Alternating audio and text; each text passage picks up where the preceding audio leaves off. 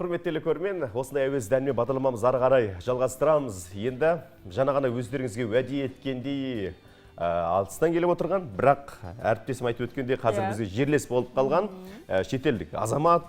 Бұл бізде нидерландық азамат Мұхтар Әуезов атындағы Оңтүстік Қазақстан университетінің ағылшын тілі пәнінің мұғалімі нидерландық азамат Ренза Костер бүгін біздің студиямызда қонақтар. Ренза, солай айттым ғой, қайырлы таң. Рахмет, қайырлы таң. Қош келдіңіз. Рахмет. Көңіл-күйіңіз қалай? Көңіл жақсы, сәл-сәл қобалжау боламыз, себебі мен ана тілі емес, қазақша, бірақ. Қобалжымаңыз. Яғни, Ренза айтады бізге қазақшаны тез сөйлеме, жай ақырын сөйлесең, мен бәріне түсінем дейді. Сондықтан құрметтелі көрмен, міне қазақ тілін үйренем деп жүрген азаматтарға үлкен бір мотивация болсын. Шет елден келіп, Нидерланды елдеріне. Жақсы. Енді сізбен танысып алайық. Шымкентке, Қазақстанға жалпы қай жылы келдіңіз? Неше жыл болды келгеніңізге? Қазір жалпы 6 жыл болды. Январ 2019 біз келдік отбасымен. Сілей басында сол басталдық қазақша тіл өғыну үшін. Сәл қиын болды басында, сілей әреттер білмейдім, қазақша орысша вообще білмеймін. Сөйлесу қиын, басында қиын болды. Бірақ қазір қазақша сөйлей аламын, сол қатты қиын емес, қызық болады. Жақсы. Байқауымызша сіздер дәл осы Шымкент қаласында тоқтаған екенсіздер. Астана, Алматы секілді үлкен мегаполистерде бізде шетелдік азаматтарымыз сол мегаполистерде қонақтайды. Ал сіздер дәл осы Шымкент қаласында орналасқан екенсіздер. Себебі неде? Неліктен Шымкент қаласы? Мен 2019 бір жыл, 2012 бір жыл Шымкент жұмыс жасадым. Доктормен мен келдім, сон 2010 кетті. Осы жыл ғашық болдым мен Шымкентте. Солай адамдар қонақжай, мейірімді. Сол басталды, тағы біз шештік, біз бару келеді. 2019 қайда барамыз, ол Шымкент солай жақсы қала, біз қалай ұнады бізге. Жақсы көріп отырсам, құрметтелі көрмен, енді өзге өңірдегілер айтып жатады, Шымкент ол қандай, Шымкент мынандайсыздар ғой, Шымкентте мынандай екен ғой деген сияқты. Міне Шымкентке келген адам өзі қайталмай қалады, өзі бауыр басып қалады, солай емес пе? Ғашық болып қалуларыңыз мүмкін. Қазақстанның қандай қалаларында болдыңыз? Солай Түркістан, демі қала, сосын Алматы, көп басқа қала емес, областда Шардара, Шөлдір жақсы ауыл, бар отырар, солай аулар көрдім. Мен алдыңғы сұхбаттарында осы Ренза мырзамен сөйлескенде ол айтқан болатын бізге Шөлдір ауылына барып, яғни тойға барған екенсіз, сол туралы. Біздің қазақтың тойына барып келген екенсіз, сенесің бе? Осы туралы толығырақ айтып беріңізші, қалай болды той? Қазақтың тойы ұнады ма сізге? Өте. Бұл Голландияда собес той бар Голландияда, бірақ біздің той кішкентай, солай көп адам жоқ.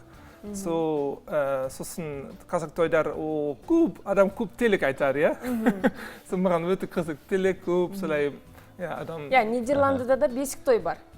Бесік шығар? Бесік той дедіңіз бе сіз? Сіз қандай тойға бардыңыз Шөлдірге? Бесік той бардым, өліні той бардым. Жақсы. Биледіңіз бе? Маған әркішін шақырады, билеу керек. Жоқ, айтпаймын солай. Енді өзіңіздің еліңіз туралы сұрайықшы, Нидерланд. Сағынған шығарсыз елді де. Енді ол жақта дәлірек айтқанда қай қаласында тұрасыздар, ол елде туралы артықшылығы, ол жақты туралы не айтасыз? Мен Голландияда тұрдым, 30 жыл мұғалім жұмыс, мектепте жұмыс жасадым. Утрех қаласында жақында тұрдым. Осы батыстық голландский мәдениет қатты басқа. Ең басты айырмашылығы қандай болды? Ең үлкен айырмашылық ба? Мәдениет, тілі қатты басқа. Мәдениет, адам көп өзін қарайды, өзінше сияқты. Қатты емес солай, бірақ Шымкентте адам бірге қарайды, достық маңызды. Бірге қарайды, көмектеседі, отбасы өте маңызды, туысқан өте маңызды. Голландия маңызды, бірақ сәл ашырақ. Айырмашылық бар. Қазақстанда көп достар, таныстар таба алдыңыз ба енді 6 жылдың ішінде? Солай бар, английский, қазақша солай, иә. Өзіңіздің отбасыңыз туралы білгіміз келіп отыр. Мен 4 бала бар. О, Қазақ сияқты, бірақ сол қыз жоқ, тек ол бала, 4 ол бала бар. есімдері кімдер? Үлкені Йошуа, аты Йошуа, он 3 жас, сосын Натан 10 жас, Шегіс, Йоп 8 жас, сосын ең кішкентай 3 жас. 4 ол бала, иә. Ең кішкентайыңыз Қазақстанда туылған ба? Осында туылды ма? Біз демалып бардық, кеттік Голландияда, сол туылды, біз қайтып келдік. Ал енді олар қазір қазақ тілін біле ме, әлде үйреніп жүр ме? Иә, мен сияқтым, ол 2 үй, мүмкін 3 үй, маған қарағанда жақсырақ сөйлей алады, еркін таса сөйлейді, себебі солай бізген қазақ тілімен. Қазақ мектептерге барады ғой? Иә, ол жайлауда солай мектеп бар, қазақ мектеп, сол анықта Еуап 2-ші сыныпқа барды, барып жады, сосын ең кішкентай балабақша бағады. Енді жаңа тойға бардым дедіңіз ғой, шәуілдірге бардым дедіңіз, ауылды барып көрдіңіз, қазақ ауылын барып көрдіңіз, ұнады ма ауыл? Ауыл, иә. Қалай екен ауыл? Ауыл, иә, селса басқа Шымкент қарағанда, бірақ жақсы, адам солай ашықпай, шай, қалай айтсам, иә, адам жақсы, солай ауыл өмірі маған ұнады, иә. Ауылда шай іштіңіз бе? Иә, әрине. Маған шақырады, қалай Рензо мырзаның 5 бармақ жедім, құрт жедім деген есімнен кетпейді. Қалай екен дәмі? Құрттың 5 бармақтың ет тағамы дейді ғой енді. Құрт қызық, маған басында, маған әркішін зол құрт жемеймін, маған ұнамады. Бір қазы құрт беріші, мен жемеймін. Маған жақсы құрт, себебі жақсы күш береді, иә? Жақсы күш береді. Қандай тағамдар ұнайды жалпы сізде? Қазақ тағамдарынан қандай тағамдар ұнады? Тамақпа, сылай біз мамақ ол палау жақсы көремін, бірақ... Беш бармақ? Өзбек ағайындардың. Бірақ сылай шашлик тағы өте дәмді маған. Ұнады, е? Иә. Нидерландта шашлик бар ма екен? Шығар. Жеп көрмедіңіз ол жақта, е? Мүмкін жақсы іздесе, сол бар шығар. Бар шығар. Жалпы Нидерландта қазақ ағайындарымыз көп па? Жалпы Нидерланд мемлекетінде қазақтар көп тұрады ма? Сіз Қазақстанға келмей тұрып кездескен бе едіңіз жалпы? Естілдім, бар. Бірақ баспалысы бар. Голландияда, бірақ ешқашан, тек естілдім. Мен достар бар, ол Қазақстанда келдім, Голландия тұрады, бірақ ешқашан көрмедіңіз, е? Көрсетпедіңіз. Енді өзіңіздің қазіргі жұмысыңыз туралы айтайықшы. Мынау Мұхтар Әуезов атындағы Оңтүстік Қазақстан университетінде ағылшын тілі бойынша сабақ бересіз, иә? Жалпы өзіңіз сабақ өту барысыңыз, және студенттерге қандай сабақ өтесіз, олардың ағылшын тілін үйренуде, меңгеруде қандай деңгей, қандай өзіңіз жұмысыңыз туралы айтып өтсеңіз? Солай әртүрлі деңгей сабақ беремін, тек английский тілімен солай сабақ беремін. Жоғары деңгей бар болса, содан кейін ол студенттер маған келеді. Сосын студенттер сөйлеу жақсы көреді. Сөйлесу маңызы. Көп студенттер жақсы оқи алады, жақсы жасады, бірақ сөйлесу практика аз.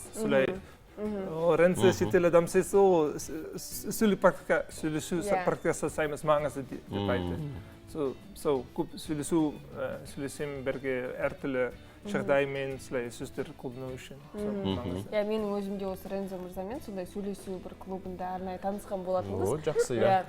Жалпы Қазақстанда ағылшын тілін үйренгісі келіп жүргендер көп па? Шетел адам ба? Жоқ, қазақтардың ағылшын тіліне қызығушылығы қалай? Қызығады ма? Көп, иә. Ұнады. Енді, мынау Шымкентте мынау табиғатқа, тауға шығам десеңіз, бізде жеткілікті. Мынау Төле би, Қазығұрт, Түлкібас деген сияқты. Сол табиғат аясына шығып көрдіңіз бе, әлде шықпадыңыз ба? Иә, біз бозбағыр бар болса, менің балалар, ол бала бар, иә, тау жақсы көреді. Қай жерге бардыңыздар? Бардыңыздар ма? Иә, солай, сіз... Төле би, Ленгір. Қазығұрт, Түлкібас. Түлкібас, ол... Жақсы ме екен?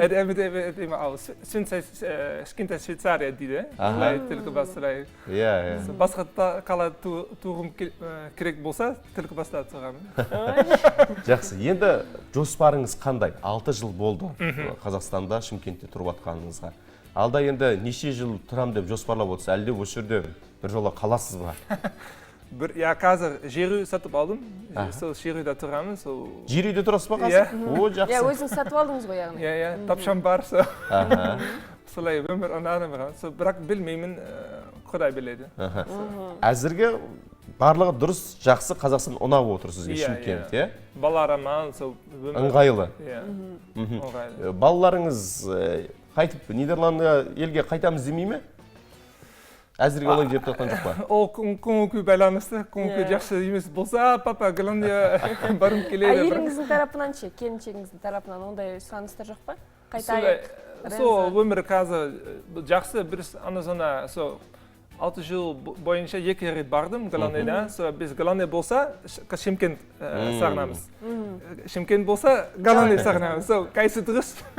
Белгісіз, бірақ Голландия жақсы нәрсе бар, Қазақстан жақсы нәрсе бар, екеуі нәрселер жақсы. Сіздерде біздің ұлттық тағамыз ет тағамы. Қымыз қымыран бізде ұлттық сусындар. Ал сіздерде қандай ұлттық тағамдар бар? Қалай аталады? Біз голландский ірімшік жақсы көреміз, жақсы қолданамыз. Ана-зана қонақ келеді Голландиядан. Біз әрқашан сұраймыз, голландский ірімшік алып келіңіз. Өзіңізбен бірге алып келіңіз ғой. Шымкент әрине ірімшік бар, бірақ дәмі сәл басқа. Ірімшік жақсы көреміз, голландский ірімшік. Тамақ емес, бірақ Голландиядан ірімшік. Ірімшік, иә? Иә, ірімшік жақсы ұнады.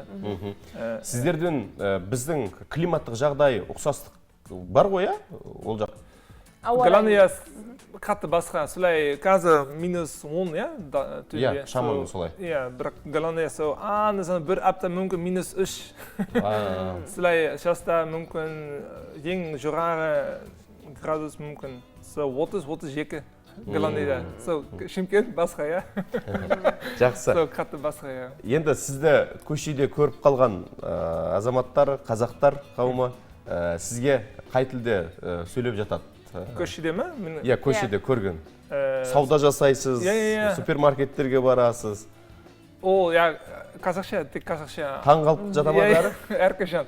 Сен орыссың ба? Ол орысша тілімен басталады. Ол қазақша солай айтамын. Қазақша ма? Қазақша білесе, қазір сөйлей аламын. Жақсы, содан кейін қазақстан тілімен жалғастырады. Содан кейін ол әрқашан солай шок. Бірақ солай қазір сөйлеу керек. Жалпы Рензо мырза, сіздің өзіңіздің ата-анаңыз бар ма дәл қазіргі таңда? Нидерланд, Голландияда ғой сонда, иә? Менің туысқаным бәрі Голландияда. Менің папа-мама бір рет келді. Келді ме? Иә, сол келді. Ал ата-анаңызға ұнады ма Қазақстан? Қалай екен? Иә, ол қатты ұнады, иә. Солай, менің өмір өзінің көзімен көрім келеді, сол келді. Қашан бір жарым жыл бұрын, сол келді, сол мен Шымкент көрсетедім. Сол қамырқат жедік. Жақсы өті. Жақсы. Жасыңыз нешеде қазір? Мен қазір 40 болдым, 84 жыл. 40-тасыз, иә? Бәрекелді, жақсы. Енді ұлттық біздің ойындар бар, білесіз бе? Наурыз бар біздің көктем шыққан кезде. Ұлттық ойындарға қатысып көрген жоқсыз ба? Солай, наурыз ойыншық ба? Иә. National ойындар айтып жатыр. Иә, сол көрдім, иә. Сол наурызда солай. Иә. Иә, көрдім. Маған аталармен қалайтылар көк бар, иә? Көк бар. Иә, көк бар. Атқа міндіңіз ба? Тауда бір рет міндім, иә. Шапқан жоқсыз ба атпен? Жай. Иә, жалпы ұнады ғой өзіңізге, иә? Ұнады, солай, бірақ мен солай тербеше жоқ. Голландияда біз велосипед көп қолданамыз, иә? Өте көп велосипедтер. Жұмысға, дүкенде велосипед қолданамыз, ат жоқ. Ат маған қиын, бір-екі рет тауда ат міндім. Сіз былай істеңіз, енді бір демалысыңызда мен сізге уәде берейін, біздің ауылға барайық. Ауылда көкпар болады бізде. Бізде үлкен жылқылар бар, сол жылқыға мінгізейін, бір шауып көріңіз, жарай ма? Келісесіз бе? Келісеміз. Жаңа ет тағамын жейік, отбасыңызбен бірге барайық. Жарай ма? Құрметті көрермен, дәл осылай біздің міне ұлттық ойын көкпарда дәл қазір қызып тұрған сәті, сондықтан да біздің осы Рензо, иә? Рензоға бәрін көрсетсек деп отырмыз. Өйткені біз дәстүрімізде, салтымызда кең халықпыз, сондықтан да дәл осының барлығын көрсетеміз, иә? Иә, алдағы уақытта көрсететін боламыз. Жақсы, енді сізге үлкен алғыс білдіреміз. Рахмет айтамыз. Уақыт бөліп келгеніңіз үлкен алғыс білдіреміз. Енді өзіңіздің тілегіңіз болса, қазақ халқына қандай тілегіңіз бар? Бақытты болыңдар, аман болыңдар. Thank you for inviting me and have a good life. Солай. Әрекелді, жақсы. Рахмет. Иә, дәл осындай әдемі тілекпен енді бағдарламамызды құрметтелі көрермен ары қарай қазір жалғастырамыз. Көріп Рензо мырза, қараңыз, дәл осындай біз де аттар шабамыз. Серғалидың уәде беріп отырғаны да осы ғой. Иә, дәл осылай. Дайынсыз ба, қорықпайсыз ғой? Сәл-сәл. Сәл-сәл қорықпаңыз енді. Иә, сіздермен бірге Таң нұры саздақ ақпаратты бағдарламасы бізбен бірге болыңыздар.